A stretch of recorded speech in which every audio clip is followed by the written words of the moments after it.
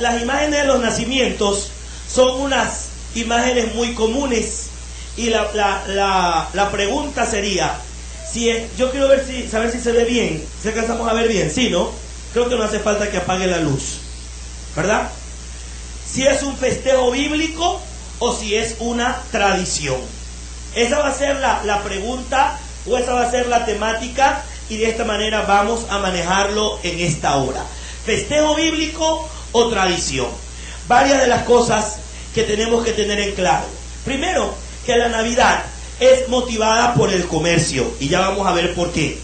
Que la Navidad no se menciona en la Biblia. Usted tiene que buscarle un versículo bíblico que diga Navidad y no aparece esta palabra en la Biblia. Tercero, que Jesucristo no nació un 25 de diciembre. Voy a probarle por la palabra el mes en que Jesucristo nació. Cuarto, que no encontramos en ningún momento que Jesús celebró su cumpleaños. Usted puede encontrar, y estábamos hablando algo en la enseñanza de doctrina acerca de las celebraciones cristianas. Vimos a Jesús bendiciendo niños. Vimos a Jesús en un bautismo, ¿sí o no? ¿Amén o no amén? Sí, Él se bautizó. Vimos a Jesús en unas bodas, ¿verdad? Entonces, hay celebraciones en las que Él participó, pero Él nunca nos habló de su cumpleaños.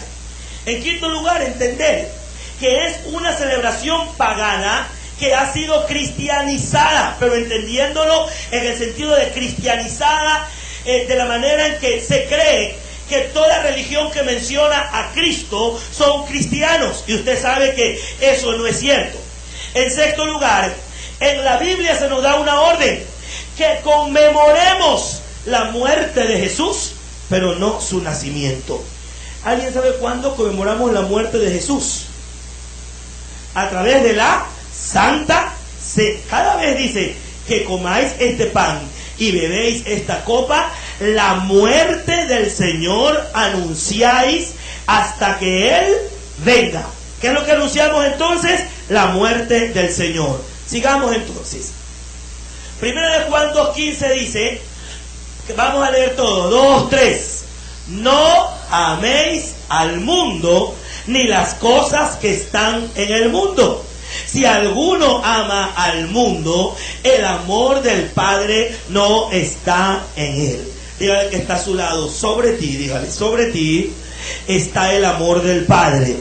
Levante su mano y diga, sobre mí está el amor del Padre.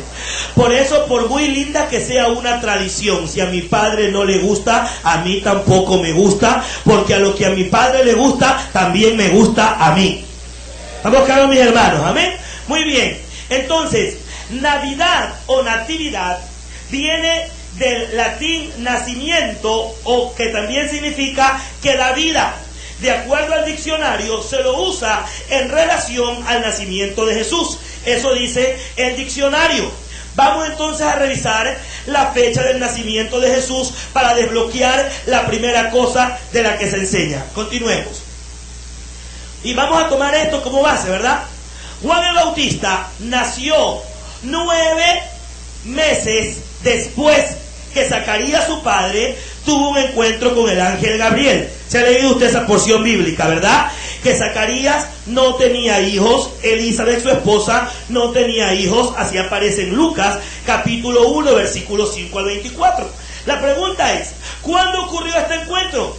Dice la Biblia que Zacarías estaba ejerciendo el sacerdocio según el orden de su clase. Hermano, póngame atención, porque es el único indicio que hay de la fecha aproximada de cuando nació Jesús. Póngame atención. A los alumnos del seminario, regréseme, a los alumnos del seminario les mandé a buscar esto y hasta el día de hoy no pueden. Se me trabaron. No pudieron encontrarlo, y es tan sencillo. Póngame atención. Cuando Zacarías ejercía el sacerdocio, según el orden de su clase, dice que le tocó dar incienso. Recuerden que había varias clases sacerdotales, y Zacarías pertenecía a la clase de Abías. Así dice en Lucas 1:5. Sigamos. Ahora, de acuerdo al rol sacerdotal, el cual estaba asignado de acuerdo a las clases. Así lo dice Primera de Crónicas, capítulo 24. Léalo. A Zacarías le correspondía el 8º turno en el año. ¿Por qué? Porque la clase de Abías, que era a la que pertenecía Zacarías, le tocaba el 8º turno. Diga conmigo, el 8º turno. Porque pertenecía a la 8ª clase sacerdotal. Está en Primera de Crónicas, capítulo 24, versículo 10. Cada turno duraba una semana. ¿Cuánto duraba cada turno? ¿Qué turno le tocaba a Zacarías? El 8º turno. Muy bien. Y comenzaba en el primer mes del año sagrado. Recuerde que el año judío no empieza en enero. El calendario judío, el primer mes, es el mes de Abib, que está entre marzo y abril. Por allí está el primer mes judío, que es el mes de Abib. Diga conmigo, Abib. Aprenda a hablar hebreo, hermano. Es gratis, ya. Sigamos. Entonces, Primera de Crónicas 24:10 dice: la 7ª a Cos y la 8ª a Abías. O sea que Abías era la 8ª clase sacerdotal y Zacarías pertenecía a la 8ª clase sacerdotal. Sigamos. Estoy hablándole despacio, regresemos. Ahí está, ¿verdad? Zacarías, se le aparece un ángel cuando él está oficiando delante del altar del Señor. Sigamos. Sacando la cuenta, Zacarías se encontraba ejerciendo su ministerio aproximadamente durante la primera semana de Siván. El mes de Siván es lo que nosotros conocemos como el mes de junio. Póngame atención. Entonces, como además la fecha correspondía a la fiesta de Pentecostés, Zacarías tuvo que quedarse una semana más en Jerusalén antes de regresar a su casa. Porque recuerde que se le apareció el ángel y Zacarías, ¿qué pasó con Zacarías? ¿Creyó o no creyó? Y como no creyó, ¿cuál fue el juicio para él? Se quedó mudo. Se quedó mudo, pero no inhabilitado. Porque cuando regresó a su casa, le hizo señas a su esposa, la esposa entendió lo que él quería y ella quedó embarazada. Denle un aplauso para el Señor. Amén. Sigamos. Entonces, más o menos fue por qué mes que Zacarías tuvo esa revelación, por el mes de junio. Muy bien. La cita de Lucas 1:24 nos indica que después de su regreso, de que él regresó de ofrecer delante del Señor, concibió a Elizabeth, se allegó a Elizabeth quedó embarazada. Por tanto, Juan nació aproximadamente a mediados o a fines del mes de Adar, que es el mes de... Saque cuenta, ¿cuánto tiempo se queda un niño en el vientre? Si se embarazó en junio, dio a luz en marzo. Ahora, si Juan el Bautista es 6 meses mayor que Jesús, de acuerdo a Lucas 1, del 26 al 38, significa que Jesús nació 6 meses después de que nació Juan el Bautista. Si Juan el Bautista nació en marzo, 6 meses después, ¿qué mes viene a ser? ¿Qué mes, hermanos? O sea que Jesús nació más o menos por el mes de septiembre, entre finales de septiembre según nuestro calendario o inicios del mes de octubre. Y si más o menos esa es la fecha, ¿por qué la gente celebra el 24 de diciembre? Esa es la cuestión. Vamos a hablar de eso. Dígale que está a su lado: no te vayas a asustar. A ver, repítale: no te vayas a asustar. Es que la cosa, hermano, es esta. Uno se acostumbra a veces en el púlpito a hablar cosas así chispeaditas, y a veces no tenemos nosotros en nuestra cabeza toda la idea completa de lo que le queremos establecer. Entonces, estamos de acuerdo en que Jesús no nació en diciembre. Dígale que está a su lado: aunque no te guste, dígale, aunque no te guste, Jesús no nació en diciembre. Dele un aplauso para el Señor. Anote las porciones, revíselas con despacio, que a mí no fue que de la noche a la mañana. Esto aquí me costó un buen trabajito buscárselo y ponérselo en orden. Así que anote las porciones y haga el trabajo. Si le queda duda, revíselo. Ahora, si Cristo no nació allí, ¿a quién se celebra allí? ¿Por qué la gente hace una festividad en nombre de Cristo cuando realmente Cristo no nació en esa época? Ahora, si nosotros podemos hacer este sencillo ejercicio para saber más o menos en qué mes nació Jesús, ¿usted no cree que los teólogos de la antigüedad también pudieron haberlo hecho? Sí, lo hicieron. Lo que pasa es que hay un problema con Babilonia del que vamos a hablar esta noche y vamos a tomarnos algunos minutos. Sigamos. Si Jesús no nació el 25 de diciembre, ¿cómo llegó a ser esta fecha parte del calendario de la iglesia? Sigamos. La historia secular nos muestra que la fecha en cuestión era la fecha en que los paganos, diga conmigo paganos, el que está a su lado, yo no soy un pagano, yo no. Ya, esa fecha los paganos celebraban el nacimiento del dios solar. El festival era llamado Natividad desde antes que Jesús naciera. Desde miles de años, vamos a ver imágenes inclusive de miles de años antes de que Jesús viniera, ya se celebraba la Natividad. Los paganos sabían que ese día nacía el dios Sol. En la ocasión, no solo celebraban el nacimiento del dios Sol, sino también el de otros dioses. O sea, ese día se unían todos, la idolatría en todas partes del mundo. Osiris, Horus, Adonis y otro único Dios, con D mayúscula, es Jehová, Dios de los ejércitos. Amén. Gloria al Señor. Pero todos estos dioses, con distintos nombres, ¿verdad?, era uno solo, porque todos provenían de la misma leyenda de Tammuz, de la cual vamos a revisar nosotros. En Roma, la festividad era conocida como la Saturnalia y se celebraba del 17 al 24 de diciembre. Y a las 12 de la noche empezaba la Brumalia, que era el 25 de diciembre. De 24 a 25 de diciembre eran los días más especiales de su fiesta. Vil, inmoral y degenerada. Se practicaba toda clase de orgía, porque decían que ese día el sol estaba alineado, y para que el sol estuviera feliz había que practicar toda clase de inmoralidad sexual en ese día en honor al dios Sol. Sigamos. La enciclopedia Compaq 97, la americana y la británica y otras indican lo siguiente. Miren, le hablo de historia y aún del libro secular, que al no existir fecha del nacimiento de Jesús, como no había una fecha, ¿qué hicieron? Las iglesias de Occidente y de Oriente, ya estamos hablando aquí nosotros del tiempo católico romano, cuando se separaron, la de Occidente siguió como la iglesia católica y la de Oriente como la iglesia ortodoxa, que hasta el día de hoy existen, pero con Juan Pablo II, después de miles de años, se han vuelto a reconciliar.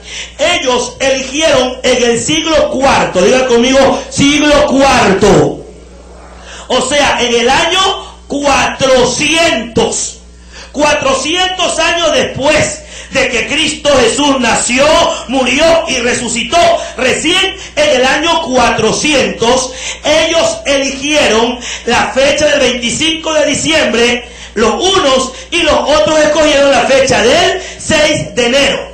Pero en el año 500, en el siglo V, se dejó la primera fecha, o sea, la del 25, para el nacimiento de Jesús, y la del 6 para la visita de lo que ellos llaman los Reyes Magos, o la Epifanía, que era, según ellos, la aparición cuando por fin los magos conocieron al Salvador. Antes del siglo IV nunca se habló del nacimiento de Jesús. Ahí les pongo una imagen de idolatría, ¿verdad? Ahí está María y José, y según ellos, ¿cuántos Reyes Magos eran? Sí, pero recuerden que según ellos, Reyes Magos, porque según ellos eran unos magos. Y dice unos, 10 20, 30, no sabemos, porque eran unos magos. La tradición dijo que reyes y le pusieron a 3 más.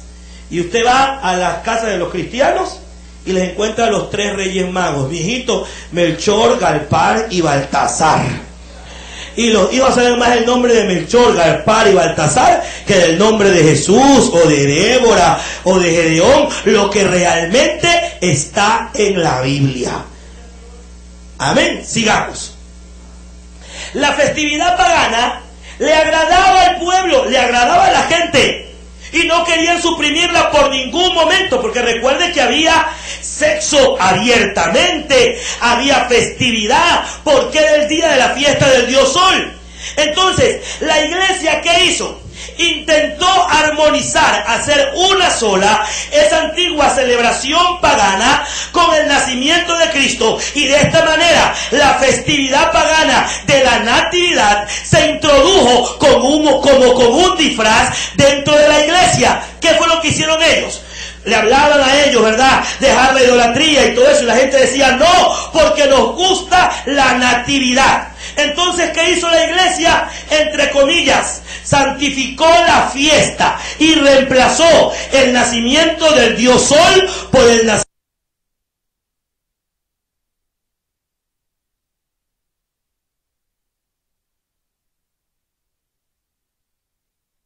de Jesús. Pero en ningún momento están adorando a Jesús, siguen adorando al antiguo Dios Sol. Estamos claros en eso, hermano. Usted tiene que tenerlo claro, porque a usted le preguntan y dicen, no, es que como el pastor no le gusta. No, usted puede en su casa, hermano querido, celebrar lo que usted quiera, pero mi tarea es enseñarle la palabra, y usted tiene que saber dar una razón de lo que usted cree. Sigamos, por favor. ¿Qué es pagano? Del latín paganus significa aldeano, en el latín significa eclesiástico, adquirió el significado de gentil por la resistencia del medio rural a la cristianización. También pagano se dice de los idólatras y politeístas, especialmente de los antiguos griegos y romanos, tomado de estos diccionarios. Sigamos. Muy bien, ¿qué dice la Biblia? Para que usted se vaya ubicando de dónde surgió esto. Apocalipsis 17 del 3 al 5. Leemos a una sola voz. 2, 3. Y me llevó en el espíritu al desierto, y vi a una mujer sentada sobre una bestia escarlata, llena de nombres de blasfemias, que tenía 7 cabezas y 10 cuernos. Y la mujer estaba vestida de púrpura y escarlata, y adornada de oro, de piedras preciosas y de perlas. Y tenía en la mano un cáliz lleno de oro, lleno de abominaciones de su fornicación, y en su nombre escrito un misterio: Babilonia la grande, la madre de las rameras y de las abominaciones de la tierra. Sigamos. Miren los colores que usaba, sus 2 colores predilectos. De aquí surge la Navidad: escarlata, que es el rojo, y púrpura, que son sus colores dorados. ¿Esa quiere conocer la gran ramera? Se la presento. Esos son los colores favoritos, según dice el libro de Apocalipsis. Siga la otra. Tiene un cáliz en su mano, la gran ramera. Allí está el cáliz, la copa con la que han bebido los reyes de la tierra. El hombre que está ahí, no se ve bien clara su imagen, fue uno de los presidentes del Banco Mundial, que fue a recibir del cáliz del Papa un traguito de bendición, ¿verdad? Y dice que la gran ramera tiene un cáliz en su mano. No hay peor ciego que el que no quiere ver. Sigamos, por favor. Entonces, esto es un misterio religioso. Vamos a hablar de los orígenes de este misterio. Hasta aquí todos estamos atentos. Amén. Amén, hermanos. Por allá arriba todos atentos. No los alcanzo a ver, pero me avisa si uno se me está durmiendo. Génesis 10:1 dice: estas son, porque dicen que tenía la gran ramera un misterio. Diga conmigo, un misterio. Vamos a revisar el misterio de la gran ramera. ¿De dónde surge? Génesis 10:1 dice: estas son las generaciones de los hijos de Noé, Sem, Cam y Jafet, a quienes nacieron hijos después del diluvio. En el mismo capítulo 10, versículo 8 dice: y Cus, estamos hablando de la línea de Cam, y Cus engendró a Nimrod, quien llegó a ser el primer poderoso de la tierra. Versículo 9 dice: este fue vigoroso cazador delante de Jehová, por lo cual se dice, así como Nimrod, vigoroso cazador delante de Jehová. Y fue el comienzo de su reino. ¿Cuál fue el comienzo de su reino, hermanos? ¿Cuál fue entonces el primer rey de Babel? ¿Cuál fue el primer rey de Babel? Nimrod. Ahora, cuando usted encuentra vigoroso cazador, sigamos para que vea cuando dice que era vigoroso. Es la palabra Gibor. Nimrod es el primer hombre que se atreve a oponerse a Dios, porque el verdadero Gibor se llama Jehová, Dios de los ejércitos. Porque Gibor habla de vigoroso. Pero dice, implicación, guerrero, tirano, esforzado, fuerte, gigante, de gran vigor, hombre poderoso. Bueno, ahí lo describe. Pero usted se pone a revisar en la historia secular y encuentra que cuando dice que era vigoroso cazador delante de Jehová, en varias versiones dice vigoroso cazador en oposición a Jehová. ¿Sabe por qué? ¿Qué hacía él? Este hombre cazaba vidas. ¿Sabe usted cuál era el trofeo de Nimrod? Era cazar personas y sacarles el pellejo entero, desollarlo. Era lo que había para él. ¿Por qué Dios lo aborrecía? Porque mientras Dios amaba a la humanidad, este ser satánico desollaba y mataba la humanidad. Sigamos. Fue un principado, el primer rey terrenal. Diga conmigo, un principado. Y recuerde que nuestra lucha es contra los principados. Sigamos. Babel significa confusión, incluido Babilonia y el imperio babilónico. Ahora, Nimrod era un hijo de Cus. Nimrod también significa rebelión, anarquía y rebelde. Nimrod se refiere al dios babilónico Ninurta. Ese era un dios babilónico llamado el arquero. Los reyes de Babilonia del tercer milenio tomaron su título de reyes del mundo. Por eso era que Nimrod, cuando hablo del tercer milenio, estoy hablando antes de Cristo, para que se ubique, ¿verdad? Del tercer milenio antes de Cristo. Entonces, este hombre Nimrod estaba en oposición a Dios, porque él creía que él era el rey del mundo. Pero el Salmo 24 dice que de Jehová es la tierra y su plenitud, el mundo y los que en él habitan. Sigamos. Entonces, Nimrod era un sacerdote de idolatría diabólica y de atrocidades de la peor clase, como la que describí, despellejar a sus víctimas. Nimrod era el rey sacerdote de Babilonia. Llegado un momento murió, pero de acuerdo a las leyendas, hermano, escuche, su cuerpo fue cortado en pedazos y quemado, y los pedazos, o sea, ya las cenizas, fueron enviadas por toda la tierra, porque Nimrod decía que aún después de muerto, él iba a gobernar sobre toda la tierra. Un anticristo antiguo, ¿verdad? Porque le repito, el rey de toda la tierra es Jehová, Dios de los ejércitos. Amén. Sigamos.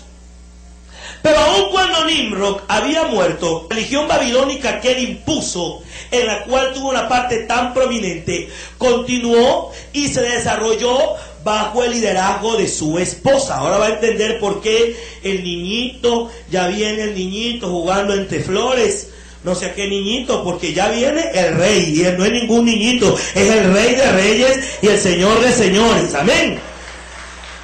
Cuidado con esos villancicos que a quien le cantan es a Nimrod, no le cantan a Dios. Bueno, la esposa siguió con el liderazgo, y después de la muerte de Nimrod, su esposa, llamada Semiramis, lo proclamó como el dios solar, y empezó la fiesta que hablamos del 24 de diciembre, porque decía que ese era el día de la fiesta de su esposo, que había sido el dios Sol que había vivido en la tierra. Ahí está una imagen de Semiramis, ¿verdad? Esta mujer más tarde, porque el marido se le murió a temprana edad, Semiramis, adultera, ¿verdad? Una mujer adúltera e idólatra, tuvo un hijo ilegítimo después que murió el marido, y proclamó que su hijo Tamnus de nombre no era más sino que el mismo Nimrod que había regresado. Ahí viene la comparación. La reina Semiramis, como un instrumento de Satanás, despiértese, reclamaba que su hijo había sido concebido en forma sobrenatural y que él era la semilla prometida o el salvador del mundo. Diga conmigo, esto fue, repita, esto fue antes de Cristo, mucho tiempo antes.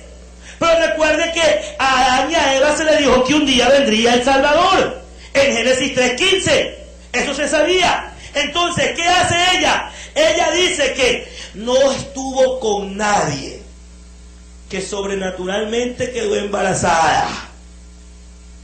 Amén, hermanos. Y que dio a luz, y que ese hijo que tuvo era el Salvador del mundo. Pero no solamente era el pequeño el que iba a ser adorado, sino que también la mujer, la madre, porque era igual o más adorada que su hijo.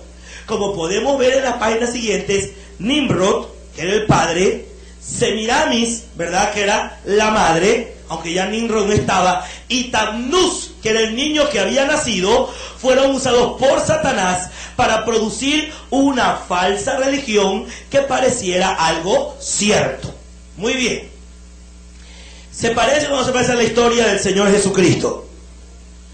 Que María, sobrenaturalmente, pero es así de verdad, amén, hermanos, fue visitada y tuvo a Jesús. Pues muy bien, la gente sabía la historia de Semiramis.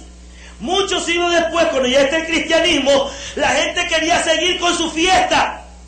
Y dijeron, lo que hay que hacer es reemplazar. Ya no va a ser Semiramis, sino que va a ser ¿quién? Ya no va a ser Tamnus, sino que va a ser ¿quién? Facilito, ¿verdad? Entonces, la mayoría de la idolatría babilónica es a través de símbolos. Pero bueno, también simboliza a Nimrod por medio de símbolos solares, peces, árboles, columnas y animales. Avancemos. Este sistema de idolatría se esparció de Babilonia a las naciones.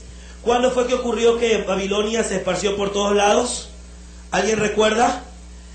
En la torre de Babel. Génesis 11 habla de eso. ¿Qué pasó?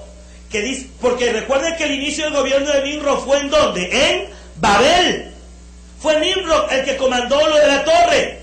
Entonces, ¿qué hizo Dios? Descendió, confundió sus lenguas y se fueron para todos, porque en todo el mundo hablaban un solo idioma. Pero no crea usted que todo el mundo vivía en el mismo sitio. Los que vivían en Babilonia sabían de esa religión, y al lugar a donde fueron a dar por su lengua, ellos fueron llevando su religión de adoración a la madre y al hijo. Como salían de Babilonia, iban con toda su idolatría y regaron la creencia babilónica en todas las religiones de la tierra. Le voy a mostrar cómo hay señal de que en todas las religiones estaba metido este asunto babilónico. Babilonia fue la madre y precursora de las falsas religiones e idolatría, como dicen las escrituras en Jeremías 5:15 y Apocalipsis 18:13. Porque todas las naciones han bebido del vino de su fornicación. Diga conmigo, todas las naciones. Repite, hermano, todas. Bueno, cuando Roma se convirtió en un imperio mundial, es un hecho conocido que Roma asimiló todo, de todo lo que había, lo asimiló de todas las religiones e hizo una sola religión. También asimiló lo de Babilonia. Teniendo todo en cuenta, notamos que fue durante el tiempo del dominio de Roma que nació el verdadero Salvador. ¿Cuántos sabían que Roma gobernaba cuando Jesús nació? Sabemos eso, ¿verdad? Muy bien. Pero ya Roma tenía, ¿qué cosa tenía Roma? Tenía la religión babilónica. Ya sabían del culto de la madre y del niño. Cristo Jesús nació, vivió entre los hombres, murió y resucitó entre los muertos, y a Él sea la gloria, amén. Pero entonces ascendió al cielo y envió al Espíritu Santo, y la iglesia del Nuevo Testamento fue establecida en la tierra. La verdadera cristiandad estaba ungida por el Espíritu Santo. Diga conmigo, la verdadera. Esos eran llenos. ¿Y saben qué hacían? Barrían a la idolatría. A donde llegaban decían, eso no es Dios, esto sí es Dios. Ellos iban a cualquier parte y tumbaban la idolatría. Rodeaban las montañas, cruzaban los mares, y eso hizo que mucha gente se convirtiera. Entonces, ¿cómo lo llamaban a ellos en Hechos 17:6? ¿Cómo lo llamaban, hermanos? Los que, ¿qué cosa dice? ¿Sabe usted lo que es trastornar? Diga conmigo, poner patas arriba. Repite, hermano, poner patas arriba. Ellos llegaban y veían idolatría y decían, esto no, y le daban una vuelta. Se comenzaron a hacer intentos de unir al paganismo con la iglesia, inclusive en los días del Nuevo Testamento. Pero Pablo decía que el ministerio de iniquidad ya estaba obrando, pero la iglesia se cuidaba y no permitía que entrara el paganismo. Amén. Entonces Él nos previene que habría de venir la apostasía y que muchos apostatarán de la fe, escuchando a espíritus de error y a doctrinas de demonios. Rápidamente, manos a los oídos, y diga conmigo, en el nombre de Jesús, yo declaro que estas puertas están cerradas a la voz de cualquier doctrina de demonios. Mis oídos solo oirán la voz de Dios, en el nombre de Jesús. Dale un aplauso para el Señor, amén. Recuerde que el problema era, digan conmigo, escuchando. Ese es el problema, escuchando a espíritus engañadores. Muy bien, y empezamos con el culto de la madre y el hijo. Uno de los ejemplos más sobresalientes de cómo el paganismo babilónico continúa hasta nuestros días puede verse en la forma que la iglesia romana inventó el culto a María. Inventó el antiguo culto de la diosa madre de Babilonia. ¿Cómo se llamaba esa señora? ¿Cómo se llamaba ella? Semiramis. Semiramis. Después de la muerte de Nimrod, su adúltera esposa dijo que había tenido un hijo sobrenaturalmente y proclamó que un Dios hijo, que era Nimrod mismo, su líder, que había renacido, y que tanto ella como sus hijos eran divinos. Para nosotros ella era una loca y su hijo era un sin padre, pero la gente le creyó el cuento, porque a la gente le gusta creer el cuento. Muy bien, esta historia era ampliamente conocida, de que Nimrod había vuelto a nacer. ¿Estamos de acuerdo en eso, mis hermanos? Amén. Entonces, era muy conocida en la antigua Babilonia, y se desarrolló el culto de la madre y el hijo.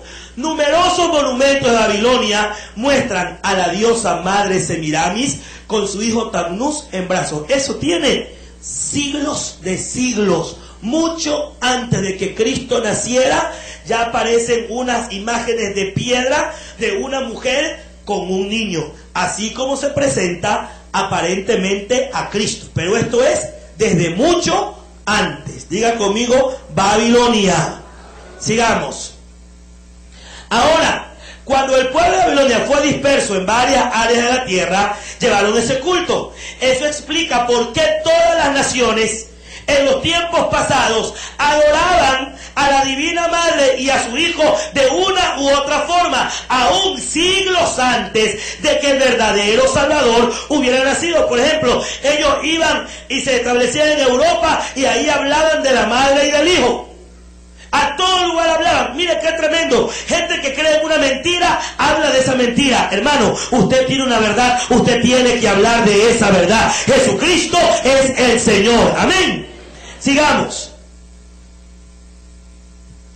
En los diversos países donde se extendió este culto, la madre y el hijo eran llamados de diferentes nombres debido a la división de lenguajes que hubo en Babel, pero la historia básica seguía siendo la misma. Por ejemplo, entre los chinos a la diosa madre la llamaban Sigmo o Santa Madre, y se la presenta con un niño en brazos, sino que ahí es una china.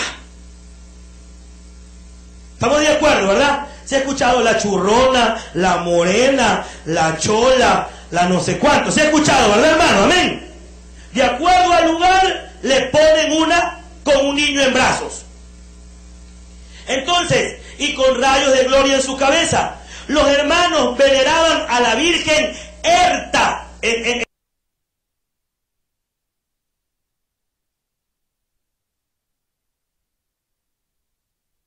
idioma alemán, Herta, con un niño en los brazos. Los escandinavos la llamaban Disa y también la tenían con un niño en brazos. Los estrucos la llamaban Nutria. En India era la Indrani, que también era con un niño en los brazos. Y también entre los druidas, que son los padres de los brujos, adoraban a la Virgo Paritura, que también era esa imagen con un pequeño niño en los brazos, miles de años antes que Cristo naciera. Sigamos. La madre babilónica era conocida como Afrodita o Ceres para los griegos, como la Nana para los sumerios, como Venus o Fortuna para los devotos de los viejos días en Roma. Su hijo era conocido como Júpiter. La ilustración muestra a la madre y al hijo de Devaki Krishna, que era adorado también por los Krishna. Ahí está en el dibujo. Si usted ve, usted diría que está viendo a la Virgen María y al niño que se adora en la religión tradicional. ¿Sí o no? Pero esa imagen tiene más de 5.000 años. O sea que no estamos hablando de María, ni estamos hablando de Cristo. O sea que en la Navidad no estamos hablando de Jesús, estamos hablando de este ser de idolatría. Sigamos, por favor. Por algún tiempo, Isis, la gran diosa, y su hijo Iswara han sido venerados en la India, donde se han erigido grandes templos para su culto. En Asia era conocida como Cibelis y su hijo Deoius, pero no tomando en cuenta su nombre o lugar, dice un escritor que ella era la esposa de Baal. Escuchen, la reina virgen del cielo, quien dio fruto sin haber concebido. Diga conmigo, mentira. Sigamos. Cuando los hijos de Israel cayeron en apostasía antes que Jesús viniera, ellos también se descargaron con este culto de la diosa madre, como aparece en Jueces 2:13. Y uno de los títulos bajo el cual la diosa madre era conocida por los israelitas era con el nombre de la reina del cielo. ¿Sí ha escuchado usted María, reina del cielo? ¿Sí ha oído? Bueno, ese es el nombre de un demonio, de los peores demonios, ese espíritu inmundo. La reina del cielo es el que ha empobrecido a naciones enteras. Es un espíritu de miseria y de ignorancia total. Y cada vez que la gente invoca a la reina del cielo, está llamando a uno de los peores demonios del infierno. Sigamos. En Éfeso, la gran madre era conocida como Diana. Recuérdense cuando Pablo predicó, ¿qué dijeron ellos? Grande es Diana de los Efesios. Es la parte más sensible, porque es una cosa babilónica. Sigamos. En Egipto, la madre babilónica era conocida como Isis. Eso es viejísimo, del tiempo de las momias, de ese tiempo. Ahí se adoraba a Isis y a su hijo Horus. Nada es más común en los monumentos religiosos de Egipto que el infante Horus sentado en el regazo de su madre Isis. Uno de los mejores ejemplos de esta clase de paganismo lo podemos ver en que la iglesia profesante permitía a los paganos continuar con el culto a la diosa madre, solamente con un poco de diferencia. Muchos paganos les gustaba el cristianismo, decían, qué bonito lo que ustedes predican, cómo cantan, pero, decían ellos, pero no podemos dejar a la diosa madre. ¿Qué hicieron entonces? Los líderes de la iglesia buscaron una similitud, entre comillas, cristiana, entre la adoración a la diosa madre y lo que decía la Biblia, y la encontraron. Pero ¿a quién podrían usar para reemplazar a la diosa madre? ¿A quién la buscaron? ¿Qué opinan ustedes? ¿A quién buscaron? Esa fue la víctima. A María, la madre de Jesús. Era la persona más lógica para escoger. ¿Por qué entonces no permitir que los paganos continuaran con sus oraciones y devociones a su diosa? Solo que ahora la llamarían con el nombre de María.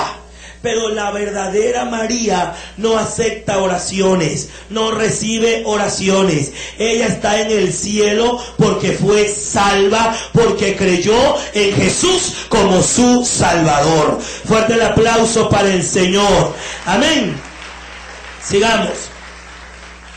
Poco a poco el culto y doctrinas que habían sido asociados con la madre pagana vinieron a ser aplicados a María. Así el culto pagano de la madre continuó dispersándose dentro de la iglesia profesante. Una continuación del viejo culto pagano de la madre. Porque a pesar de que María, la madre de Jesús, era una buena mujer, dedicada y temerosa de Dios, fue escogida para tener sobrenaturalmente al Salvador, nunca fue considerada una persona divina o una diosa. Ni ella se creyó, ni la gente de su tiempo nunca lo creyó. Siempre la vieron como una mujer bienaventurada, porque hermano, qué bendición que Dios la escoja a ella. Amén. Pero ella nunca se vio como una diosa. Las escrituras indican que hay un solo mediador. ¿Cuál es ese mediador? Pero a pesar de esto, el catolicismo romano enseña que María también es mediadora. Y le dicen, Santa María, ruega por nosotros. No le va a poder rogar porque el único que está delante del trono del Padre clamando por nosotros es Jesús, el Hijo de Dios. Y no está con cualquier clamor, está con su sangre. Padre, yo por él derramé mi sangre. ¿Te acuerdas lo que sufrí? Él tiene con qué interceder. Amén. Sigamos. Otro título que proviene del paganismo y fue aplicado a María es el de Reina del Cielo. Y en ningún lugar del Nuevo Testamento dice que María, la madre de Jesús, sea o tuviera que ser nombrada Reina del Cielo. En Jeremías 7, 18 al 20, miren lo que dice la Biblia. Los hijos recogen la leña y los padres encienden el fuego y las mujeres amasan la masa para hacer tortas a la Reina del Cielo. En el tiempo de Jeremías. Jeremías vivió antes o después de Jesús. Pero ya estaban haciéndole fiesta a la Reina del Cielo. Sigamos. El nombre de la diosa madre de Egipto era Isis y su hijo Horus. Pues bien, uno de los títulos por lo cual era conocida también era por el de Madre de Dios. Más tarde el título se lo aplicaron a María los teólogos de Alejandría, que fue donde inició la unión de la iglesia cristiana con Babilonia. Sigamos. Ahí usted ve en esa imagen a María, según los católicos, subiendo al cielo inmaculada. Y María no subió hacia el cielo. María se murió. Diga conmigo, se murió. Sí, se murió. Los gusanos se la comieron como a todo ser humano. Pero no hay tal historia de que María ascendió al cielo. El que ascendió al cielo después de que fue al infierno y derrotó al diablo y a los demonios es Jesucristo, el Hijo de Dios. Subió al cielo para llenarlo todo. Sigamos. Jesús nació de concepción sobrenatural, no su madre. Porque hay la idea de que María también fue concebida sobrenaturalmente. No, el papá y la mamá de María se querían, tuvieron luna de miel y salió ahí embarazada la mamá de María y la parió a María. María era 100% humana. Nació de la unión de un espermatozoide con un óvulo. ¿Estamos claros, verdad? 100% humana. la idea de que María era superior a otros seres humanos, Jesús la rechazó esa idea. Porque le dice en una porción, cuando dijeron su madre y los hermanos estaban fuera, y Jesús dijo, ¿quién es mi madre y quién es mis hermanos? Y cuando faltaba vino, le dijo, Jesús, falta vino. Jesús le dijo, ¿qué quieres conmigo, mujer? Todavía no ha llegado mi hora. O sea, tú no me mandas, porque en la parte de Dios, yo soy aquí el que mando. ¿Cuántos estamos aquí, mis hermanos? Amén. Sigamos. No me mire con cara de que me apure, porque no me voy a apurar. Regresemos. La natividad o nacimiento es una de las fiestas más importantes del catolicismo, juntamente con la Pascua y Pentecostés, que celebra el nacimiento de Jesucristo en Belén. Esta fiesta se celebra el 24 y 25 de diciembre.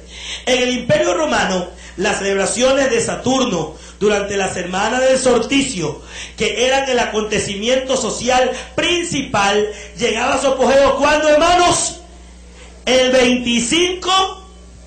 Ahí es cuando la gente dice hay que comprar el pavo para recibir al niño, la mejor ropa para recibir al niño. ¿A cuál niño? Si usted ya recibió al que tenía que recibir. ¿Sabe cuándo es su Navidad? Cuando usted recibió a Cristo en su corazón, cuando usted nació de nuevo.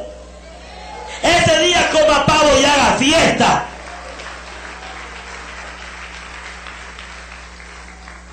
Para hacer más fácil que los romanos pudiesen convertirse al cristianismo sin abandonar sus festividades, el Papa Julio I pidió en el año 350 que el nacimiento de Cristo fuera celebrado en la misma fecha, en el año 350, 350 años después de Cristo. Ahí dijo, para que estos paganos no se vayan, pongámosle ese día el nacimiento de Cristo, y lo unieron. Sigamos. Fiesta no cristiana el 25 de diciembre. Entonces ahora sí vamos entrando en materia. Todo lo demás era la introducción. La verdad, cuando les digo que ya voy a acabar, no me creen. Entonces digo que es una introducción. Tampoco, Dios mío, no se puede con ustedes. La verdadera fecha del nacimiento de Jesús no se encuentra registrada en la Biblia. Díganle que está a su lado, no está registrada, no está. Amén. Sacamos las conclusiones de acuerdo a la orden de Abías, y más o menos para qué época es, mis hermanos, entre septiembre y octubre. Pero Jesús no lo dejó escrito porque a él no le interesaba que le celebraran cuando él nació. Él dijo, acuérdense del día que morí. Por esta razón, no todas las denominaciones cristianas coinciden en la misma fecha. Los orígenes de esta celebración, el 25 de diciembre, se ubican en las costumbres de los pueblos de la antigüedad, que celebraba durante el solsticio, ¿verdad?, toda esa fiesta, y de eso ya hablamos. Sigamos. Los romanos celebran el 25 de diciembre la fiesta del Natalis Solis Invicti, que significa nacimiento del sol invicto, asociada al nacimiento de Herado como día del solsticio de invierno, y que los romanos llamaron Bruma. Otro festival llamado Saturnalia, en honor a Saturno, se celebraba en los mismos días. Por ahí viene la coincidencia. Los romanos en esos días posponían todos los negocios porque era el día que había nacido el rey, pero se referían a ese. No hacían ningún negocio, no hacían guerra. ¿Sabe qué dice el esposo? Mi amor, no peleemos, que hoy día nace el niño Dios. No hacen guerra. Había intercambio de regalos. Dígale, te están hablando. Intercambio de regalos. Y liberaban temporalmente a los esclavos. Es Navidad, dicen, váyanse a la casa temprano, esclavos. Tales tradiciones son iguales a las que se celebran hoy en la Navidad. Los germanos y escandinavos lo hacían el 26 de diciembre, pero ellos en cambio agregaron algo. Esa fiesta la daban con un árbol perenne que representaba al Yggdrasil o árbol del universo, costumbre que se transformó en el árbol de Navidad. Y esto nos va a doler, pero se la tengo que decir despacio. Vamos a seguir. Qué bonito, ¿verdad? ¿No es cierto? Qué bonito. Ahí está. Sigamos. Ya vamos a hablar de ese. Los mexicas en México celebraban durante el invierno de esa época el advenimiento del Huitzilopochtli, que era el dios sol y de la guerra. Y bueno, que también equivalía del 7 al 26 de diciembre. Rapidito avancemos en todo esto. El árbol de Navidad es un árbol decorativo típico de la fiesta de Navidad. Llega el que está a su lado, no te van a hablar a ti, no te van a hablar. Bueno. Tradicionalmente suele emplearse de la conífera de hoja perenne, destacando entre ellas una especie que está allí. En la actualidad también es muy popular utilizar los artificiales, ¿verdad? De plástico. Se van a la plaza central y los compran baratos. Se decora con elementos navideños como bolas, luces, estrellas, lazos y todo lo que se encuentre se le pega ahí al arbolito. Mírenlo, hasta con lucecitas se lo puse allí, vea. Se parece al suyo, ¿verdad? Muy bien, sigamos. Cuando los primeros cristianos llegaron al norte de Europa, descubrieron, escuchen, que los habitantes celebraban el nacimiento de Frey, dios del sol y fertilidad, adornando un árbol perenne en la fecha próxima a la Navidad cristiana, entre comillas. Este árbol simboliza el universo, ¿verdad? Y se le pone siempre algo arriba, en toda la copa, en toda la parte de arriba, que simboliza el Asgard, que representa la morada de los dioses. Diga conmigo, dioses. ¿Cómo es que es la cosa que dioses? Si hay un solo Dios. Y si yo estoy poniendo eso, ¿qué significa? ¿Que yo también creo en otros? Con razón, una hija mía, fuimos a visitar a una pariente en estos días y le miró y ya nos íbamos, ¿no?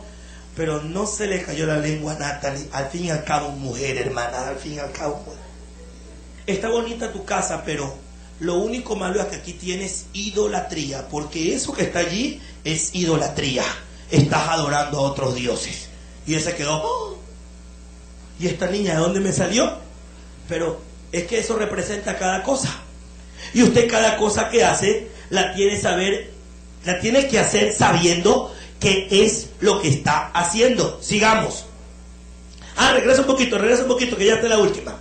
Mire, esa parte, ¿verdad? De la copa llamada Asgard, que es la morada de los dioses, y el Valhalla, que es el palacio de Odín, y en las raíces más profundas, según ellos, del árbol, cuando se coloca el árbol, está el Helheim, que representa ¿qué cosa, hermano?